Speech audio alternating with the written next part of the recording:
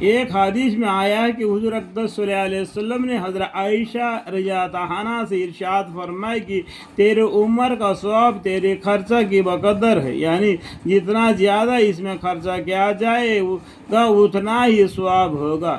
ایک حدیث میں ہے کہ حج میں خرچہ کرنا اللہ کے راستے میں خرچ کرنے ہے، جس کا ثواب 700 درجہ المضاعف ہوتا ہے۔ ایک حدیث میں آیا ہے کہ حج میں خرچہ کرنا 1 درہم 4 کروڑ درہم کے برابر ہے، یعنی 1 روپیہ 4 کروڑ روپیوں خرچہ کرنے کے برابر ہے۔ اس کے بعد بھی اگر مسلمان وہاں جا کر روپیہ خرچہ کرنے میں بخل و کنجوسی کا خیال کرے تو کسی قدر خسارہ کی بات ہے۔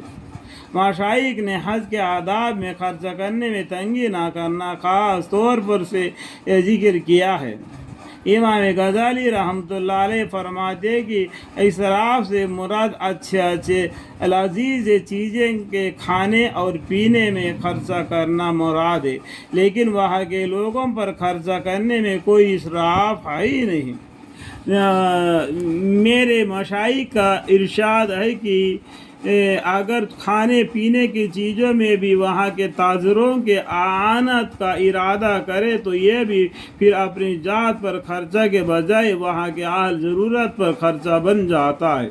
اس کا خصوصیت سے خیال رکھنا چاہیے۔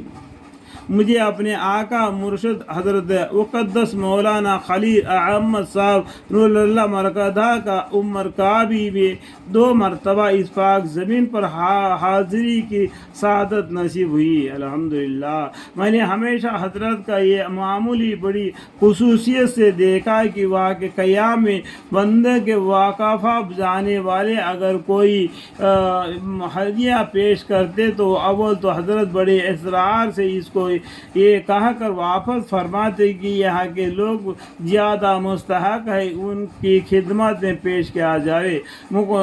مخصوص اہل فضل و کمال کا پتہ بھی بتا دیتے۔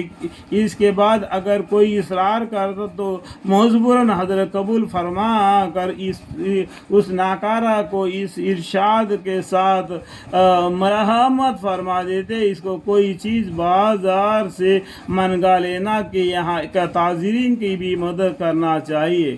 حضرت عمر رضی اللہ عنہ کا ارشاد ہے کہ آدمی کے کریم ہونے کے آثار میں سے ہے کہ اس کے سفر کا توشہ عمدہ ہو۔ علماء نے لکھا ہے کہ توشہ کا عمدہ ہونے سے خود اس کا بہتر ہونا بھی مراد ہو سکتا ہے، اور خرچہ کرنے میں طبیعت پر بار نہ ہو یا بھی مراد ہو سکتا ہے۔ اللہم اغفر لی۔